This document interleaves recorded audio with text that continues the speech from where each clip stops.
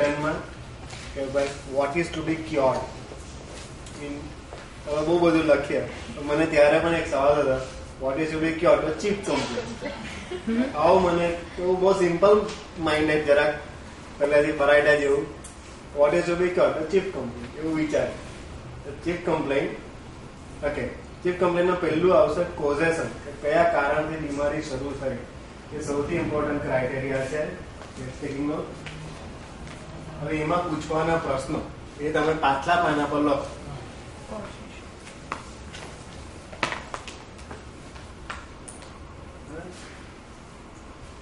પેલું, શું તકલીફ છે? શું તકલીફ છે? એટલે પેશન્ટ કહે છે કે આ છે તે છે, જે કઈ કહે તે બધું લખવાનું. બરાબર? પતે પછી તમને એમ લાગે કે બીજી પણ કઈ તકલીફ હોય તો લખી દેજે, એ પણ તમારે લખવાનું. બીજી કોઈ તકલીફ છે?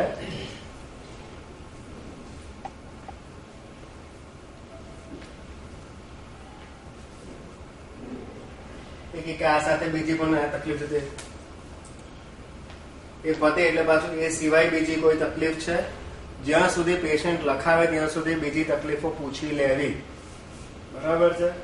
1, 2, 3, 4 એમ લખવું. બધાની નીચે ખાસી એવી જગ્યા છોડવી કે ચીફ કમ્પ્લેન જો કમ્પ્લીટ થઈ નથી. બરાબર? આટલી ચીફ કમ્પ્લેન લઈને આવેલો છે એમ માનીને ચાલો. બરાબર? હવે ટ્રેસ કરવાનું રહેશે કેવી રીતે હવે આને આપણે ગોઠવવાનું છે.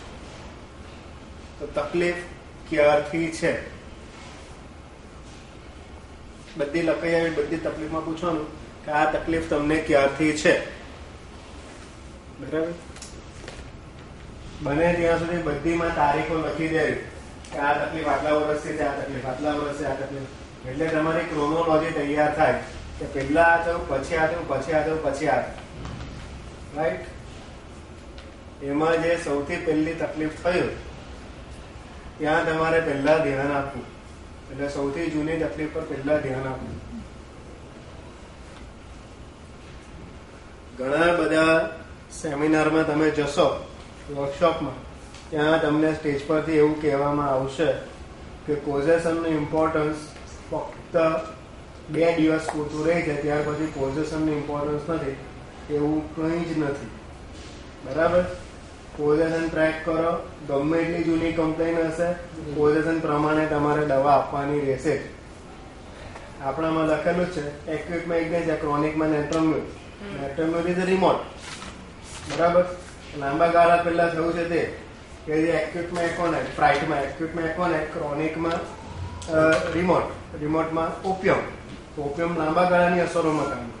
તો દેટ મીન્સ કે કોઝેશન બહુ જ ઇમ્પોર્ટન્ટ છે. મહેરબાની કરી જે સેમિનારમાં તમને આવું કહેવામાં આવે એ લાઈન મગજમાંથી સ્કીપ કરી દે. બરાબર? કોઝેશન ટ્રેક કરવું ને કરવું જ. ઓકે? જે પહેલી તકલીફ હોય એને પહેલા પકડો અને એના પોઝિશન પર ધ્યાન આપો. બરાબર? પેશન્ટ તમારે આવ્યું બેઠું કે મને ભાઈ આ માથું દુખે કે ચક્કર આવે કે કંઈ પણ કે, તો તમારે એને પૂછવાનું કે આ થયું તે તમને કેટલા વખતથી થયું છે, ક્યારે થયું છે. એમ કે ભાઈ મને આ 2 દિવસથી થયું છે. બરાબર? તો તમે લખી દો કે 2 દિવસથી થયું. પરંતુ તમારે પાછું એને પૂછવાનું આ પહેલા કોઈ વાર આ થયું છે? તો એ કહે છે કે હા મને 6 મહિના પહેલા પણ આવું થયું. તો તમારે લખો કે આ 6 મહિનાથી આ તકલીફ ચાલે. બરાબર? તો 6 મહિના લખો. પછી પણ પાછું પૂછું એ પહેલા કોઈ વખત નાનપણમાં કે ગમે ત્યારે કોલેજ ટાઈમમાં, સ્કૂલ ટાઈમમાં કે ગમે ત્યારે આ તકલીફ પડેલી? કે હા હું છે ને 5મા ધોરણમાં નહીં ત્યારે પણ મને આવું થયું, મને ડોક્ટર ત્યાં લઈ ગયું. તો તમારે આખું ટ્રેક કરવાનું કે આ તકલીફ આટલા વખતથી ચાલે છે. બરાબર છે? રાઈટ? અને પછી ત્યાં પૂછવાનું છે ઓરિજિનલ કદી શરૂ થયો ત્યાં તમારે પછી પૂછવાના પ્રશ્નો આવશે. હવે ત્યાં તમારે એક વખત ટ્રેક થઈ ગયો આટલાથી એના પહેલા નથી થયું તો ત્યાં પહોંચી ગયા પછી તમારે પૂછવાનું રહેશે કે આ થયું તે પહેલા તમને કોઈ બીમારી આવેલી?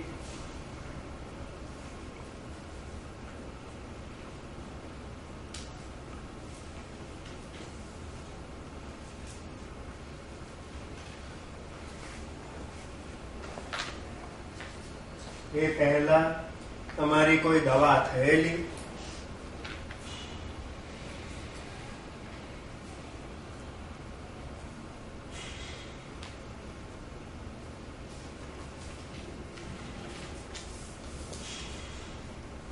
એ પહેલા તમને કોઈ ટેન્શન પરેશાની હતી?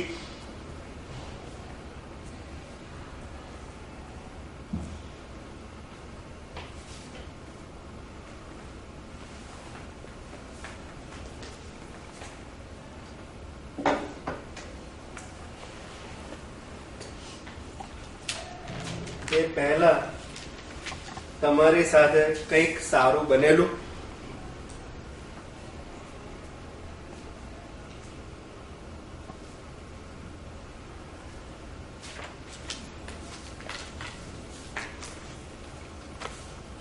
આ થયું એ પહેલા સારું કે ખરાબ? હા તે હવે લખે ને કંઈક ખરાબ બનેલું. એ પહેલા તમારી સાથે કંઈક ખરાબ બનેલું.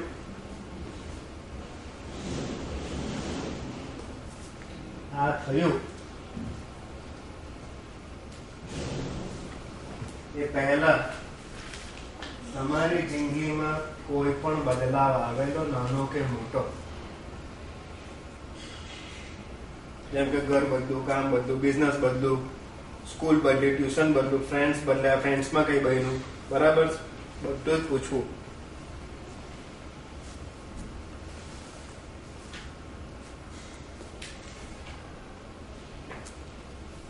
હવે આવું કઈ પણ બન્યું હોય, બરાબર, તો તમને ખબર પડે કે અહીંયાથી આ શરૂ છે, તો ત્યાં તમારે બીજો પ્રશ્ન પૂછવાનો. આમાંથી કોઈ પણ કંઈ પણ આવે તો ત્યાં તમારે બીજો પ્રશ્ન પૂછવાનો, એ વખતે તમે શું ફીલ કરેલું.